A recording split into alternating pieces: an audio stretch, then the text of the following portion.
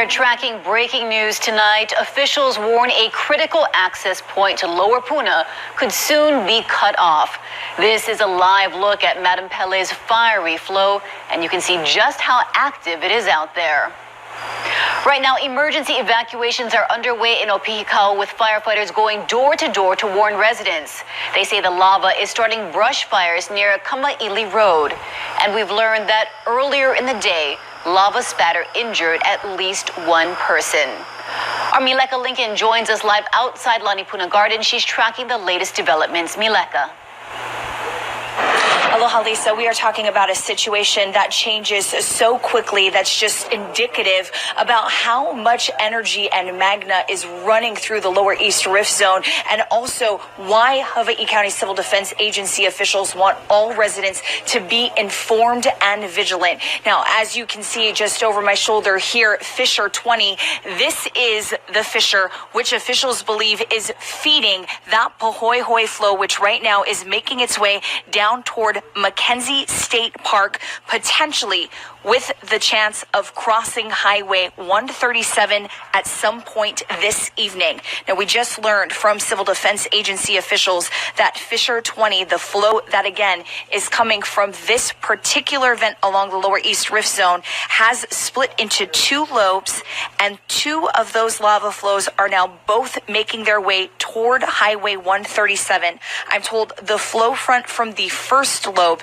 is approximately 0.3 of a mile from Highway 132nd, and that second flow front again from this breakout is a little further back, but lava is expected to cross Highway 137 tonight. That's exactly why officials have already taken proactive measures and shut down Highway 137 between Kamaili and Pohoiki roads. Again, Highway 137 is now shut down between Kamaili and Pohoiki roads. Keep in mind, as Lisa, you just mentioned, Kamaili Road was already shut down as a result of the mandatory evacuations that were ordered for those residents who live off that road in Opihikau as a result of a brush fire that has started to spread by these lava flows. County and state fire units going door to door to warn those officials, as they have also been urging residents between Kamaili, Opihikau, and Pohoiki to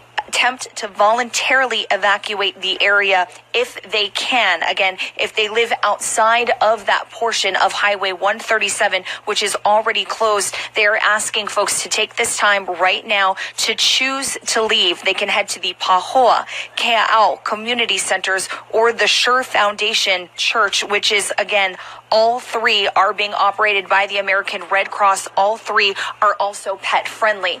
If for any reason you are unable to access Highway 137 because of the closure that's now in place between Kamaili and Pohoiki roads, Highway 130 does remain open tonight as an evacuation access route out of the Kalapana area. However, keep in mind it is weight restricted as a result of the steel plates that have been put across the highway to address the cracks that formed there about a week and a half ago.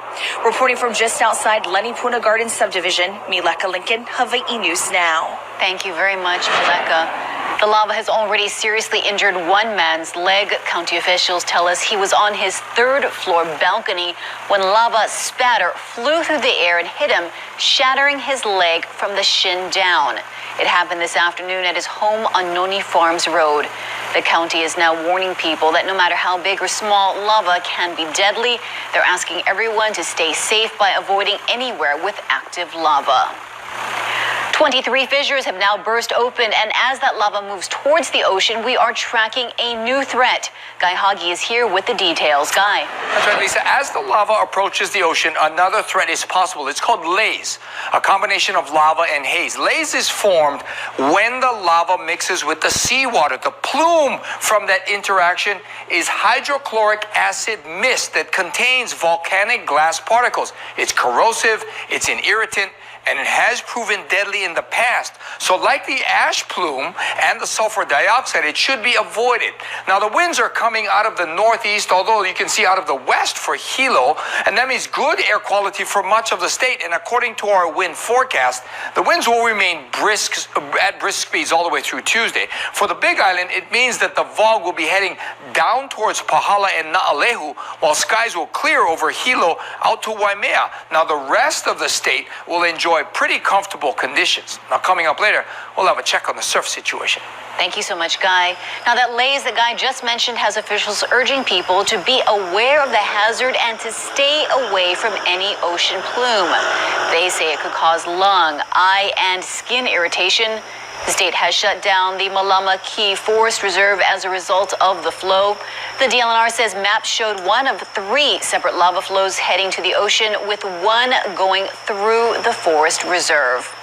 Again, officials are warning everyone around Kamaili Road to evacuate. There are 3 shelters set up. They are at the Pahoa Community Center, the Ke'au Community Center, and the Shore Foundation Church. At last check, there were more than 300 people staying with the Hawaii Red Cross. The Hawaiian Island Humane Society says that there were also several animals that were rescued.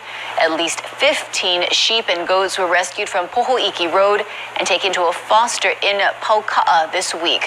They're asking folks who are not in a lava zone to help care for those animals displaced by the lava. Meanwhile, the island's tourism industry is taking a major hit despite reassurances to visitors that there's no need to change vacation plans. The biggest impact is from the closure of Hawaii Volcanoes National Park and the cruise lines choosing not to port in Hilo and Kona, causing a loss of about $1.2 million as of next week.